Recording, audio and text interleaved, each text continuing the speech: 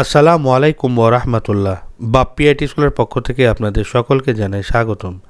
আশা করি আপনারা সকলেই ভালো আছেন। ইএফটিতে যারা ইতিপূর্বে ডান অপশন পেয়েছেন প্রোগ্রামার দ্বারা, তারা আজকে কিভাবে উপজেলায় যে তথ্য হালনাগাদ করা হচ্ছে সেই তথ্য কিভাবে পাঠাবেন সে বিষয়ে আজকে দেখাবো। কিভাবে আপনি উপজেলাতে তথ্য প্রেরণ করবেন তার পুরো ভিডিওটি আজকে দেখাবো। আশা করি এই ভিডিওটি দেখলে আপনারা কিভাবে তথ্য আপডেট করবেন এবং তথ্য প্রেরণ করবেন। তথ্য প্রেরণের পরে কি কাগজপত্র উপজেলায় জমা দিতে হবে মাধ্যমিক শিক্ষা অফিসে সেই বিষয়েও আলোচনা করব। তাই ভিডিওটি অনেক গুরুত্বপূর্ণ, ভিডিওটি না টেনে সম্পূর্ণ দেখার অনুরোধ রইল। আমার চ্যানেলটি যারা নতুন দেখছেন তারা অবশ্যই চ্যানেলটি সাবস্ক্রাইব করে রাখবেন এবং পাশে থাকা বেল আইকন অল ক্লিক করে তথ্য প্রযুক্তির প্রথম নজরের সাথে থাকবেন। আর যারা ইতিপূর্বে সাবস্ক্রাইব করেছেন তাদেরকে অসংখ্য ধন্যবাদ। তো চলুন কথা না বাড়িয়ে চলে যাই মূল ভিডিওতে।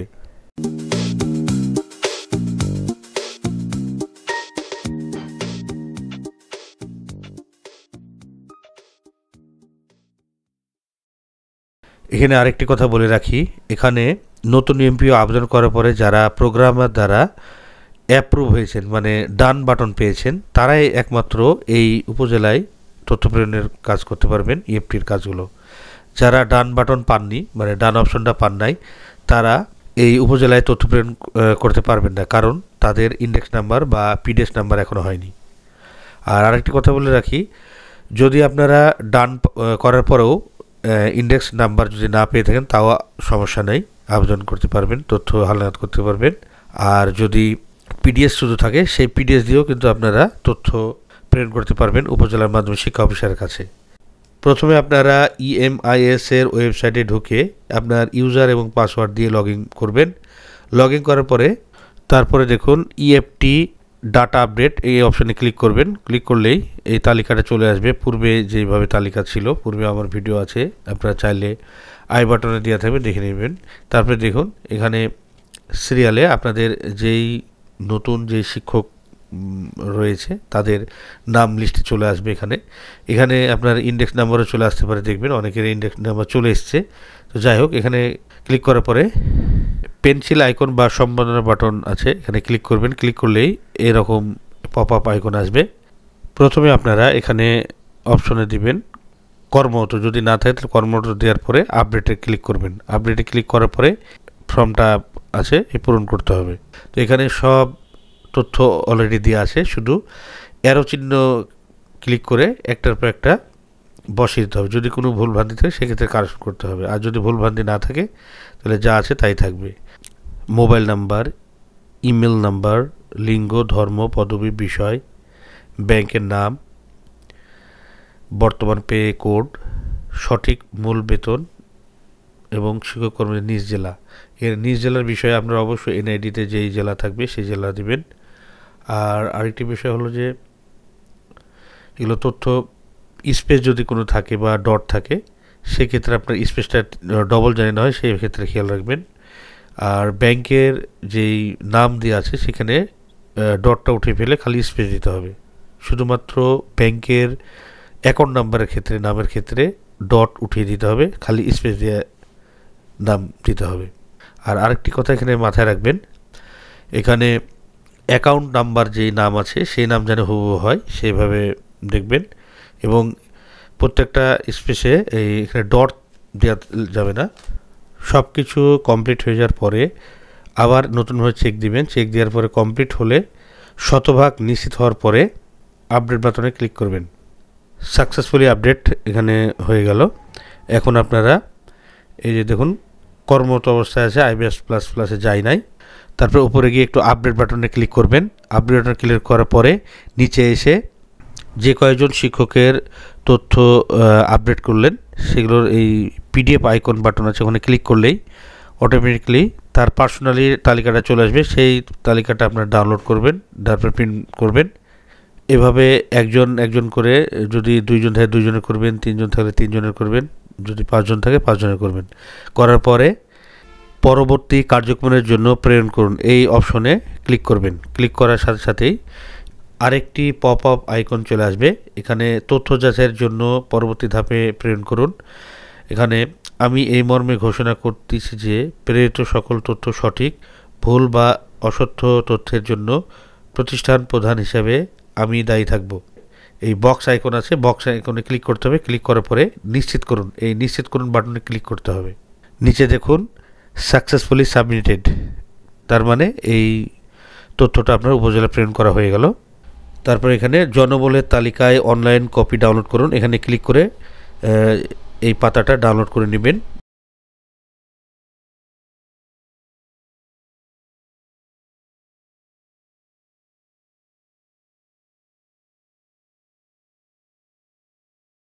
ডাউনলোড করার পরে নিচে প্রধান শিক্ষকের স্বাক্ষরশীল তারিখ দিবেন এবং ডান সাইডে দেখুন যতগুলো শিক্ষক কর্মচারী রয়েছে তাদের স্বাক্ষর দিতে হবে। এখানে সব স্বাক্ষরগুলো পূরণ করতে হবে।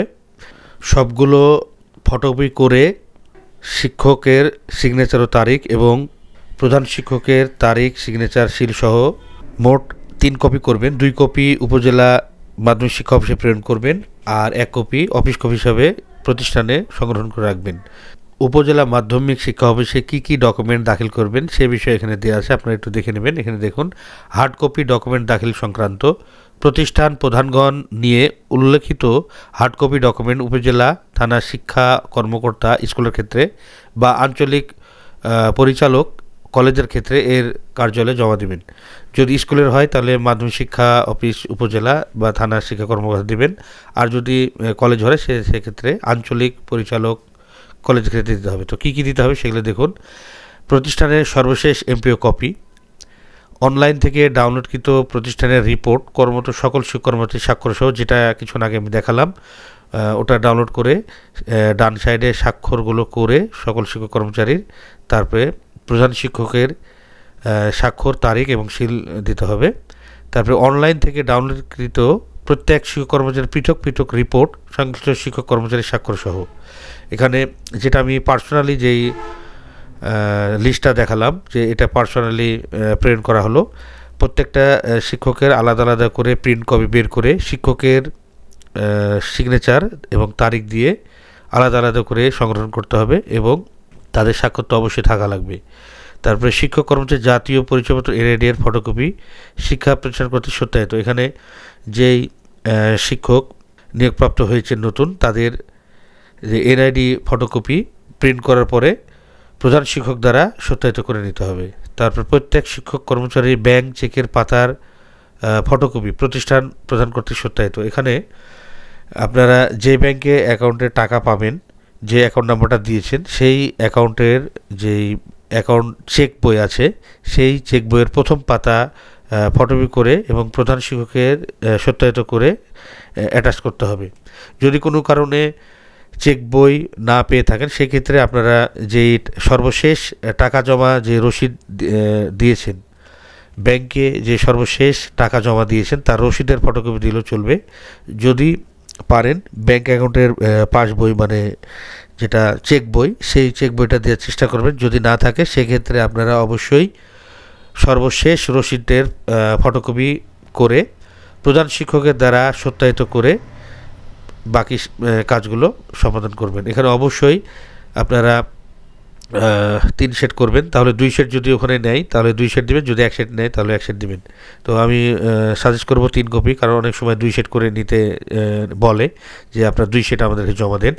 তো আপনারা 2 সেট এবং অফিস কপি হিসাবে 1 সেট করবেন, সর্বমোট 3 সেট করে উপজেলায় 2 সেট মানে 2 কপি 2 সেট দিবেন এবং স্কুল বা শিক্ষা প্রতিষ্ঠানের জন্য 1 সেট অফিস কপি হিসাবে সংগ্রহ করে রাখবেন। এইভাবে আপনারা যদি কাজ করেন তাহলে আর আশা করি কোনো প্রবলেম হবে না। তারপরে উপজেলা সেই তথ্যগুলো যাচাই বাছাই করে আইবাস প্লাস প্লাসে অ্যাড করে দিবে। তারপরে এমপিও সিট বা স্যালারিতে যখন আপনাদের নাম আসবে সেগুলো পর্যায়ক্রমে যেভাবে বিল সাবমিট করা হয় সেইভাবে সাবমিট করলেই আশা করে পরবর্তী মাসে আপনারা এই স্যালারি পেয়ে যাবেন সঠিকভাবে। যে সকল শিক্ষকগণ এখন পর্যন্ত তথ্য আপডেট দেন নাই উপজেলায়, তারা অতি সত্বর উপজেলা মাধ্যমিক শিক্ষা অফিসের তথ্য প্রেরণ করে দিন। যেহেতু আগামী 18 তারিখ মানে আগামীকাল লাস্ট ডেট, তাই আজকেই আপনারা যতদূর পারেন করে দিন বা কালকে সকালের মধ্যে করে দেবেন, কারণ ডেটের আগে করাটা উচিত। যারা এখন পর্যন্ত আপনারা আপডেট দেন নাই তথ্য, তারা অবশ্যই দ্রুত এই আপডেটটি করে দিন, তাহলে আগামী মাস থেকে ইনশাল্লাহ বেতন পাবেন। আর আমার এই ভিডিওটি কে কোথা থেকে দেখছেন তা অবশ্যই কমেন্টে জানাবেন। এতটুকু পরিমাণ যদি ভিডিও দেখে উপকৃত হয়ে থাকেন তাহলে অবশ্যই আমার চ্যানেলটি সাবস্ক্রাইব করে রাখবেন এবং পাশে থাকা বেল আইকনটি অল ক্লিক করে তথ্য প্রযুক্তির প্রথম নজরের সাথে থাকবেন। আর যারা ইতিপূর্বে সাবস্ক্রাইব করেছেন তাদেরকে অসংখ্য ধন্যবাদ। আবার কোনো নতুন ভিডিও নিয়ে আপনাদের মাঝে শেয়ার করব। ততক্ষণ পর্যন্ত ভালো থাকুন, সুস্থ থাকুন, আল্লাহ হাফেজ। এ ধরনের নতুন নতুন ভিডিও পেতে চ্যানেলটি সাবস্ক্রাইব করে রাখুন, লাইক করুন, কমেন্ট করুন এবং বন্ধুদের সাথে শেয়ার করে রাখুন।